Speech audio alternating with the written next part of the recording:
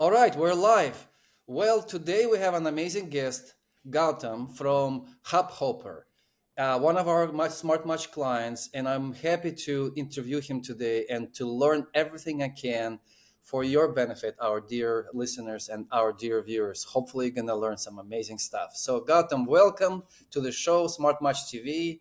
Please introduce yourself, what you do, where you come from, and let's get to started. Awesome. No, thank you so much for having me here, Tim. And It's a pleasure to be on the show.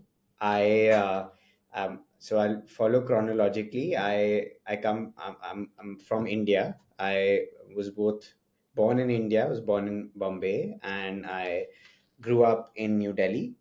I actually started my career in banking, following in my family's footsteps.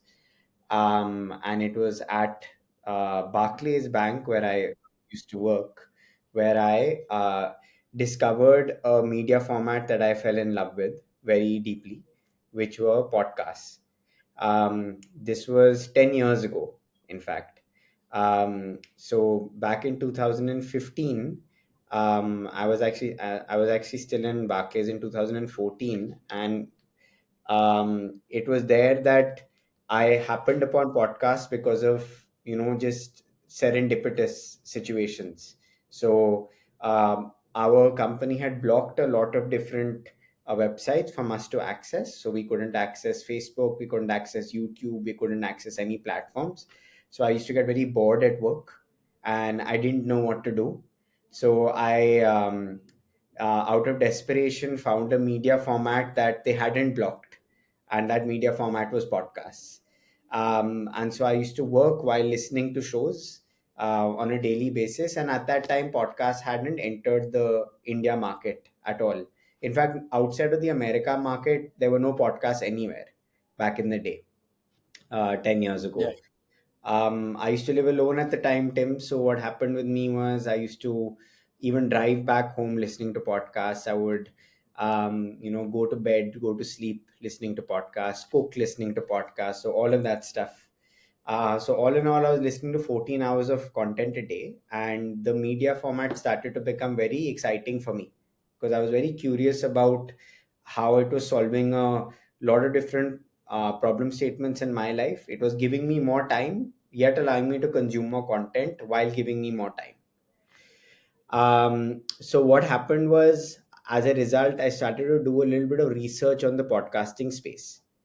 And I started to basically see what are the things that make this media format do well anywhere across the world.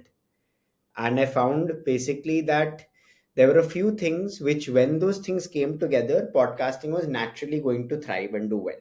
So wherever, let's say, people spent a lot of time at home, wherever there were large commuting times, wherever there were data price sensitivity, wherever there were lots of languages being spoken, in all of these sorts of scenarios, and wherever devotion was a major part of somebody's life, podcasting tended to do well. It just so happened that we had all of these variables in India. So, where people spent a large amount of time on the road, people spent a large amount of time commuting. Devotion was a major part of our culture, lots of languages being spoken, and the list goes on and on and on. But we didn't have any podcast company. So I was very curious as to how that was possible. How can we have all of these things but no podcast company? So I wanted to be the first one to set up a tech company that solved for this gap in the market. So I actually created Hubhopper, and very simply put, had identified that the problem statement in the market was the fact that um, people didn't understand how to create a podcast, and creating a podcast was a very painful process, because Tell me people about needed that. to, yeah, people needed to record in one place, like we're recording right here on Riverside. Then people needed to edit in another place. Normally they would edit on a tool like Audacity back in the day. Now they'll use a tool like Podcastle. Then they would go and host their podcast in one place, which is called a hosting and distribution platform. um, so after they would distribute on a hosting and distribution platform, they would need to distribute their podcast across different avenues. So how their podcast needed to get into YouTube, into Spotify, into Geo7, into Ghana, into all of these consumption platforms, a hosting and distribution platform would do that. Then they'd have to get their analytics, which they would do on another platform, and then they had to carry on and do all of these different things. So problem was people wanted to create podcasts, but they didn't know what to do and how to go about it. So with Hubhopper, what we did is we consolidated all of these different tools under one roof, and we allowed people to come to Hubhopper to record on the platform, to edit on the platform, to host their shows on the platform, distribute from our platform across all other consumption avenues, including Apple, Spotify, Google Podcasts, Geo7, etc. Then they get their analytics, and we provide them tooling and monetization capabilities. So all of this was going really well for us, Tim, and we started to get about 30.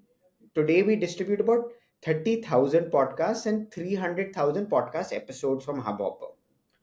Last year, however, there was a big development in the podcast ecosystem. And that development was that YouTube entered the podcast market in a very big way, as you basically would have also heard. So, podcasts used to be very focused towards audio, but then podcasts became very focused towards video plus audio, as we are speaking right now. So when YouTube actually entered the market, podcasts changed from actually being a technology, which is actually what podcast is, anything that is based on an RSS or a syndicated feed, which is being broadcasted, is actually a podcast. But now people started to re-understand what podcast meant. So people started to count an interview a podcast. So wherever an interview was taking place, people called that a podcast. As we are right now doing this right now, this is being called a podcast. But 3 years ago, this would not have been called a podcast. Because for a Now I think everything is called podcast, to be yeah, yeah, to be honest. Video and audio and interview, yeah, or if you talk to yourself just all along, it's all podcast nowadays, you know. exactly. And I find that podcast can be used for everything: entertainment, education, you know, everything. Yeah. So I'm happy to learn something interesting and something new for me, because Yes. I wasn't in this industry from the beginning like you. And I understand that you went from literally from the audio days, the days of audio podcasts, all the way to today, to this confusing, even, I mean, all encompassing field of modern podcasts. So, what Yeah. is modern podcast? How do More. you define the today modern podcast? Is this a new definition? Okay, so that's a great question. So the historical definition was anything that was distributed or broadcasted. That's where the word podcast comes from. iPod and broadcast mixed together makes the word podcast. So anything that's distributed and is consumable across various different avenues, but it's always consumed from the source, was called a podcast. Now anything that's an interview based conversation, which, and wherever that's happening on YouTube, anywhere, that's called a podcast. So now it's become more of a media Right. format, less of a technology. But this is basically where your beautiful and amazing product comes into the story. Why is basically Oh, thank you. because you can imagine that when podcast definition changed to becoming interviews, suddenly it created an entirely new problem statement in the market. Now people that had podcasts, which were interviews, needed to find the right guests, and they were never able to find the right guests because everybody wanted to be on their shows, even if they were good fits or bad fits, but people wanted to be on podcasts. And then you had people who were very, you know very respected in their fields, and they knew everything about what they did, but the problem statement for them was they didn't know how to reach a podcast, and they didn't know how to get on podcasts. So luckily, because we had about 40,000 creators, we sent out a survey to creators saying, how do you book podcasts? Like, how do you get on to shows? So we had about 350 responses, and these responses came from both aspiring guests and podcast hosts. So the podcast host basically and guests said that the only way they do this is from word of mouth, because the only other option that they have is cold mails. Cold mails are never opened, or they'll DM somebody on Instagram, but they'll never put it up on LinkedIn that I want to be on a podcast. Because somebody who's 15 years into their industry or 20 years into their industry, they consider it diluting their brand to put it out on Instagram or put it out on Facebook or put it out on LinkedIn that I want to be on a podcast publicly. They want to do it in a hidden way. Yeah. So, this broken marketplace between people that wanted to be on podcasts and were very deserving of being on podcasts, and people that wanted the right guests to be on podcasts required a matching system. And that's Matching where system. Smart Yeah. Match app comes, because Smart Match app solved this problem for us, because one is we started to build this out on our own. Touchwood, we've got about 15-20 developers, but as we started developing this, we realized that there's so many different variables to take into consideration, you know. Yeah. So what SmartMatch app was able to do for us was it was able to circumvent about 70% of those variables, 75% of those variables, by providing us this beautiful, stunning boilerplate, almost like a CMS, where we're able to just, tweak it according to exactly what we need. And suddenly, voila, we have the perfect tailor-made matchmaking tool between podcast hosts and podcast guests. And that's currently where we're sitting. And we've been very lucky, because every time we have a problem, we ask your team, and your team creates a new tool or a new feature that serves our unique purpose. So you've got a very helpful and very wonderful team, Tim. So that's our story. And Thank we've you. started to see people now matching podcast hosts and podcast guests on this tool called Mic Match, which is under Hubhopper.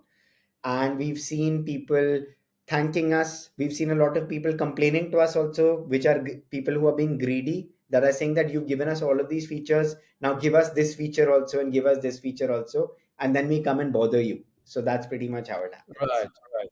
And that's fine because all the technology that we build, the matchmaking CRM that you're mentioning that helps you match your hosts, podcast hosts, and guests, it's built out of people's questions, out of people's desires. They're the whole wish list that we have. It's from our customers. Yes, So we're happy to do it. It's hopefully we can do it as fast as it's possible, but we know resources sometimes are limited. of course. So it's a back to the basics, right? Do we have resources? Do we have time? But we're doing all our best. Uh, I am so intrigued to learn more about Mike Match, actually, because this is like our common it's our common topic. So you're using Smart Match to on the back technology, obviously white labeling, and to match your members. Tell me about what is the major problem that you're solving with matchmaking your members, and maybe some success cases where you actually found a match for somebody otherwise could not be found without without the matchmaking part. Yeah. So I'll tell you, with podcasting, there are lots of variables that are important that need to be like the same. So, like, people need to obviously speak the same language. People need to be happy with the same interview style. So, a lot of people want only offline interviews. Some people want online interviews. Some people only You want mean to video? You mean video versus audio? Is that know what you mean, or you mean like physical. Physical. some physical? people some people want physical, some people are happy with online. Some people want to only talk, so like we're not even moving into categories right now. Some people only want to talk at night, some people want to talk in the day. Some people want to have a very like a conversation that's um, uh, where they're happy to sign a release form, and some people are not happy to sign a release form. Some people are happy to have a pre-recording question session. Some people are not happy to have a pre-recording question 7. Some hosts won't even do recordings without taking money, for example. So from that perspective, we have to actually take a lot of these different variables, so many different variables into account. And using those variables, what we've done using your tool is we in the beginning, people, podcast hosts fill in a bunch of different questions and answers, and they fill their match preferences. And then the same happens on the other side.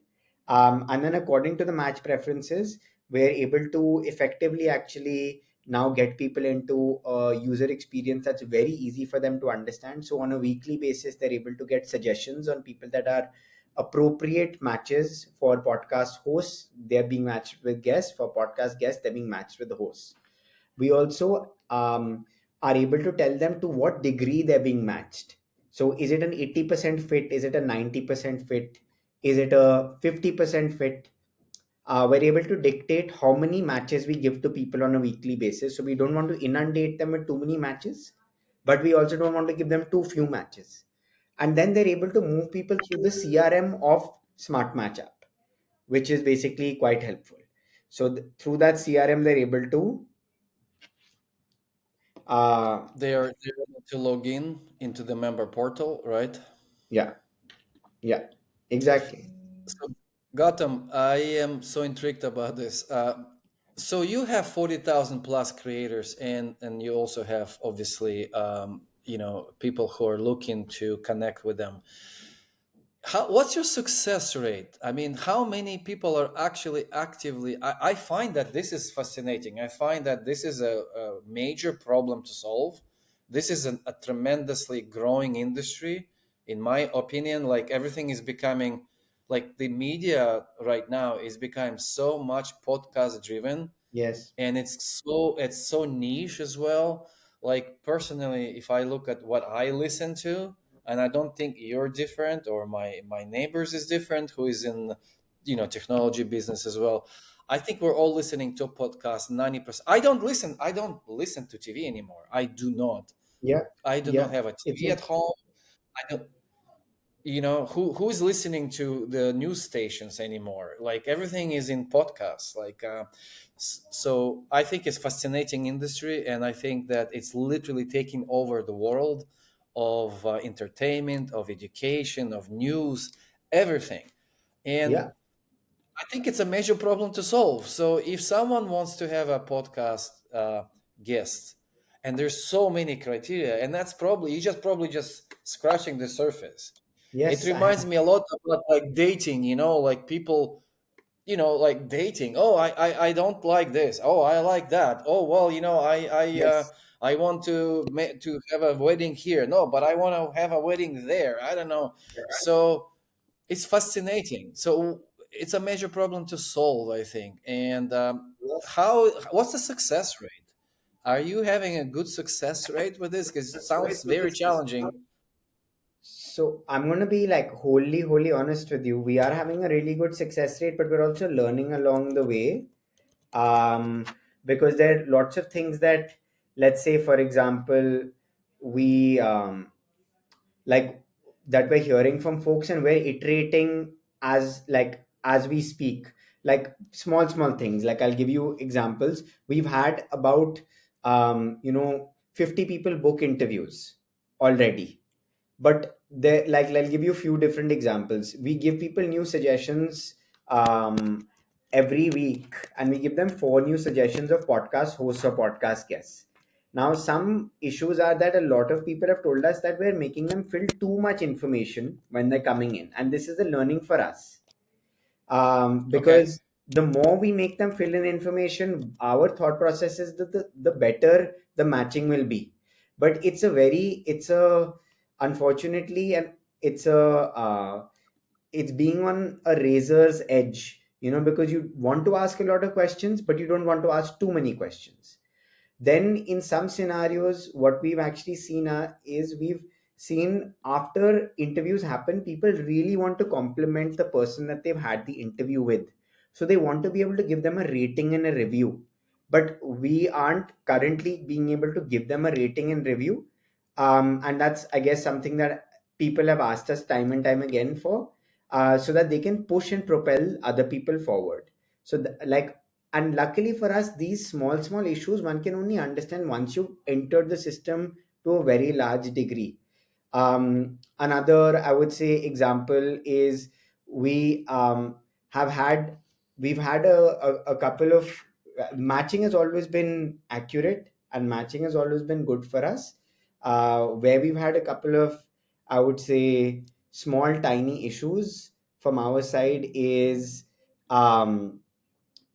making sure that the people on both sides are on the right schedule, so they're sharing the right information with one another, and Correct. things of that nature. So these are all teething issues, and given that we've been creating products now for 10 years, we didn't expect anything different. We didn't expect it to be smooth sailing. But what I can say, Tim, is that without your product, and this I'm telling you this very sincerely, this plug from my side is that without your product, I mean, we would have been so far behind in terms of, where like we are in this process, that it's crazy. Like, I'm so grateful and glad that we're even getting the opportunity to deal with the problems that we have right now. Gautam, I wanted to tell you a little bit about our mission as well, because first of all, thank you so much for your kind words towards our matchmaking technology. This is exactly the problem we're trying to solve, to help entrepreneurs to get started with their matching businesses or business of in the business of connecting people for a number of different purposes. If you go to our YouTube channel, you're going to see our client, Group Social, a partner actually, and a client as well, who Yeah. is matching creators, creators with the brands. Yes. Very, very, very also growing industry, because we're all creators nowadays. We Yes. all post something on social media, and they're targeting the problem of helping the micro creators with small followings, 1,000 people, 10,000 people, not only million people influencers, but small influencers, to connect with brands. There's a whole market out there for that. Yes. 100%. And so I'm so excited to hear your mission and also your challenge, because our technology is helping you to get started, and it helps you to cut down the expenses and the go to market time and go market to value, product to value time. But there's still so much to do with, like, you want to implement the ratings. We let's talk off this call, and then I think we're going to have amazing conversation about how to collaborate going Yes. forward, Yes.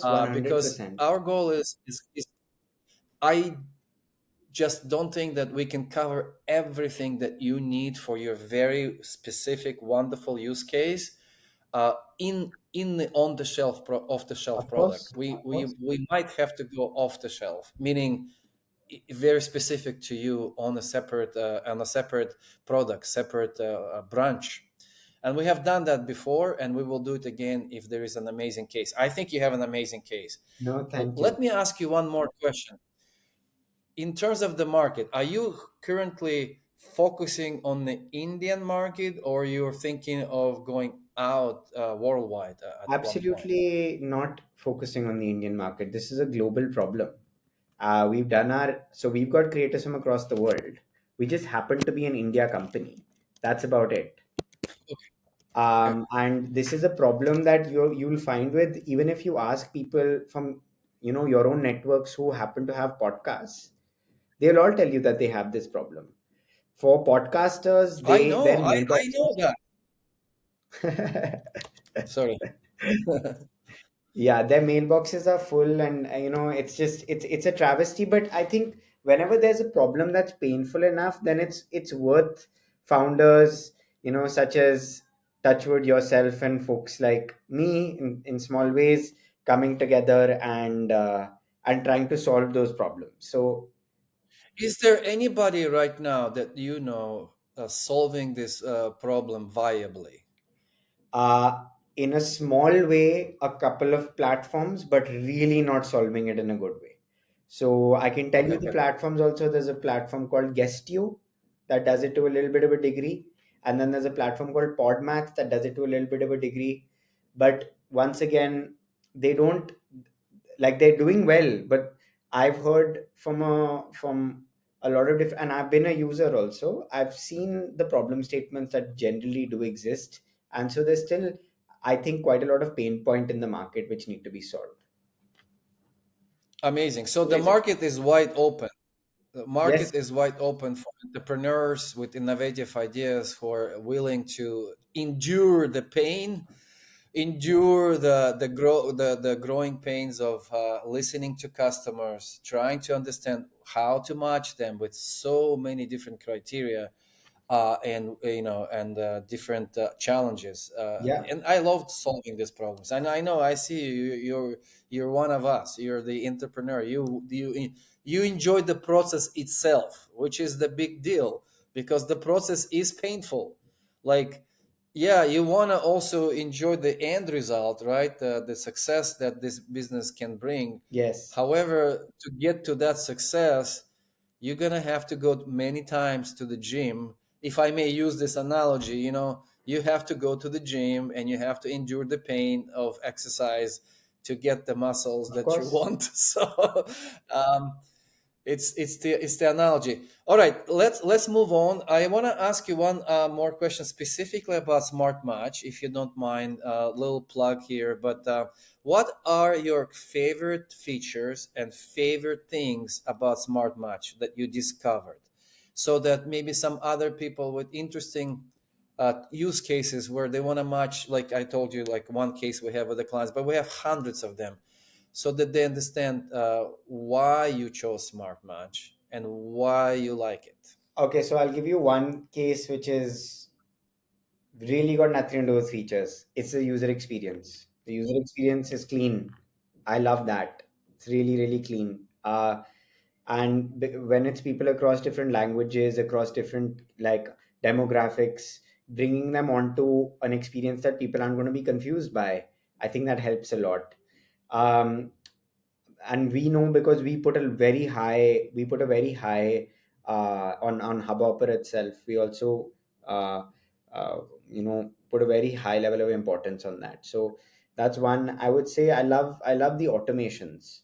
Why? The automations basically allow me to have a lot of flexibility with what I do. So that's something that I'm a very big fan of, to be very honest.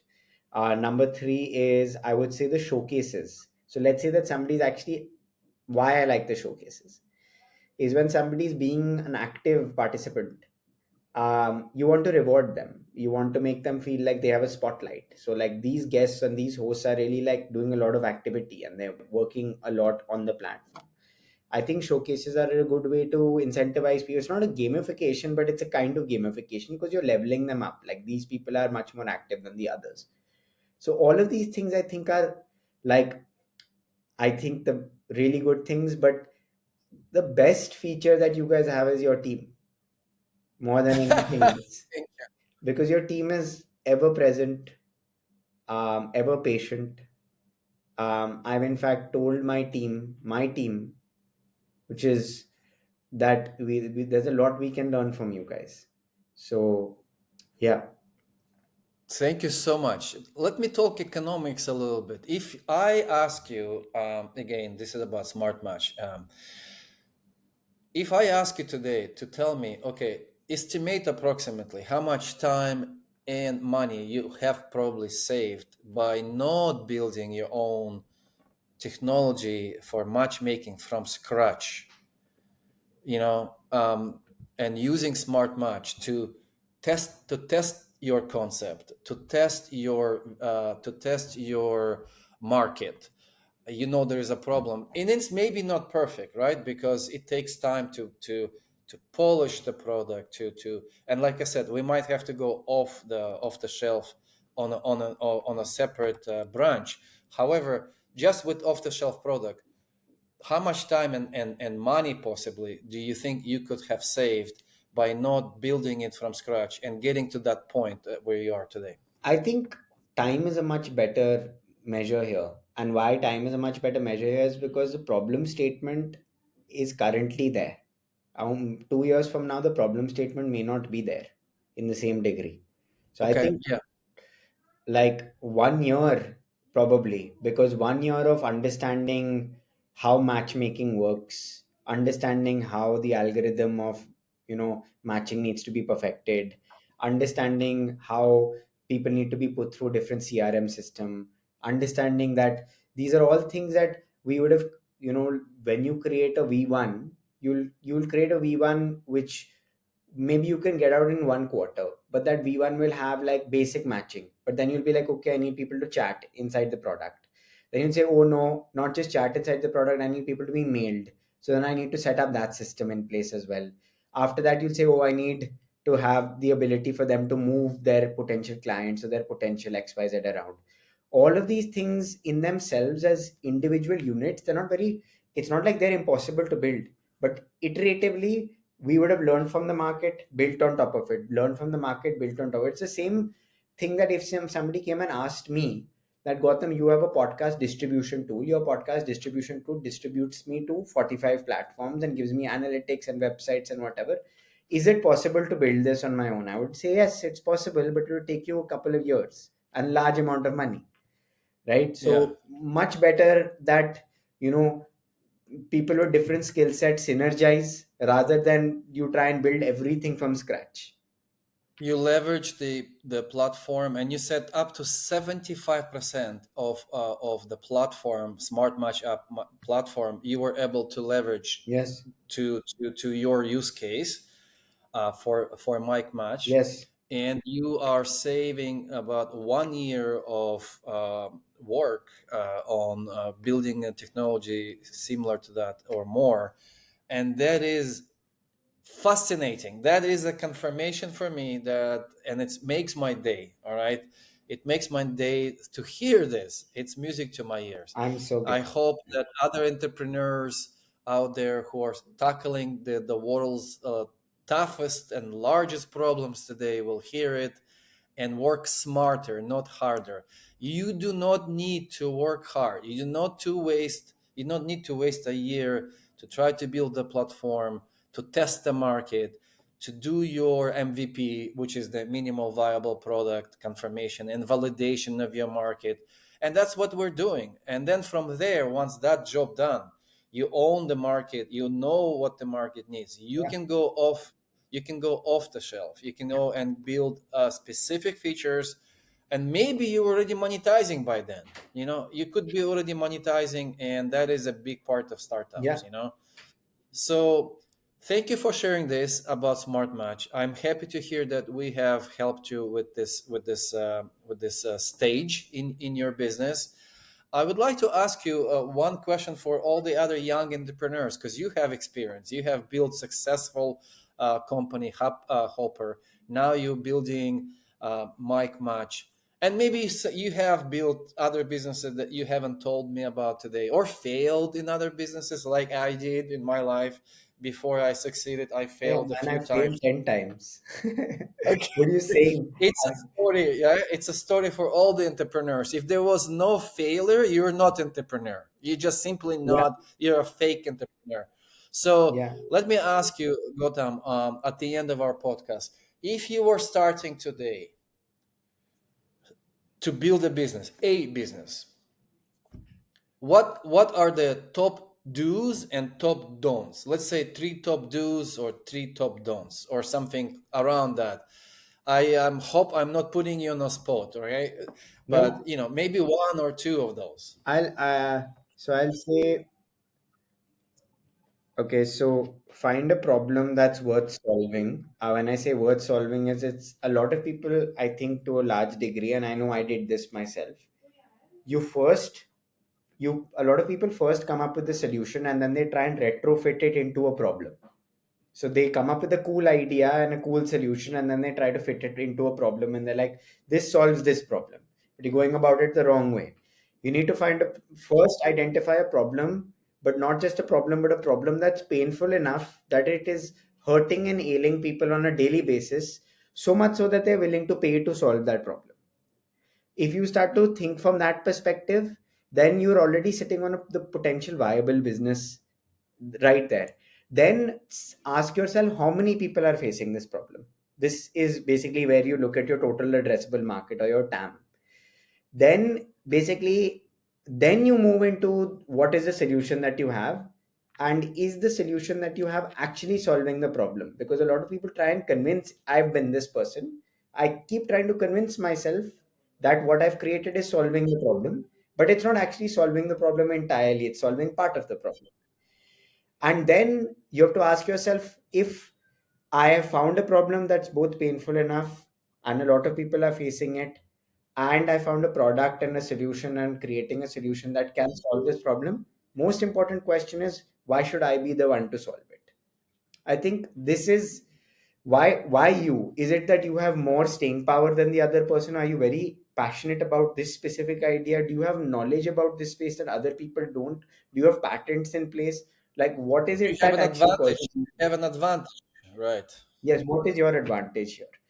So I think a good, sometimes a really good advantage is that you are just a little cuckoo in the head and you like that solution and like solving that problem large enough, that to a large enough degree that you'll be able to go the extra mile over the other person. I think that that And I would helps. also add to this, it's wonderful. It is literally the key. I Yeah, mean, and if I look at your product and your solution, I think you're applying everything. This is what's wonderful about your advice, is because it's not theory. There's a lot of books out there, there's a lot of books out there that teach you how to get rich, how to be successful. What you're telling here is the truth because you are applying it. Look, let's just go back. Your product, your wonderful mic match, okay, startup, okay, a very big problem, very viable problem. That's your first point. yeah, Number two, how many people have this problem? I mean, huge amount. We're talking about millions at this point. People, mhm, there are probably million podcasters already out there. Every second person, including us here, is a podcaster. We would love to be on a podcast where we can share our knowledge, expertise, entertain somebody, educate somebody, like we're educating somebody right now. Someone here that jumps on this podcast will say, "Oh yeah, true. Oh, let me think about it. Oh yeah, I can apply it right away." So it's wonderful. It's very decentralized yeah, economy.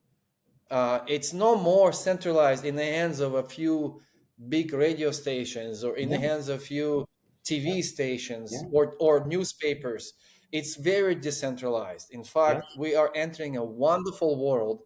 It's a big addressable market. I just want to congratulate you to actually identify that. So everything that is being said here is true. It's actually something you are applying. So congrats. And I love to hear that. I love to hear the practical advice like that. Guys, who is watching this video right now, this podcast, please listen, open your eyes, apply it. It's not that hard. It's just a question of following the basic true advice. yeah, Solve the viable problem, figure out how many people have this problem, and what is your advantage. yeah, Well, in Gautam's case, it's like we're doing a textbook example right now. Seriously, the advantage is the entire industry. You have been doing it for years already. You know the podcast industry inside and out. You built the technology for this industry already. So you're just expanding it and you're solving the next large problem that they have. So enough said. If this advice goes to some capable hands, somebody can use it to change the world for a better time, for hope a so, better my place. friend. I hope so. Somebody much, much brighter and much more capable than me. I hope this is useful to them. And once again, it's I been, I believe in younger generation. I believe in younger generation. Somebody's faster, smarter. That's the whole I, game. That's the whole I game, agree. man. I agree. I couldn't agree more.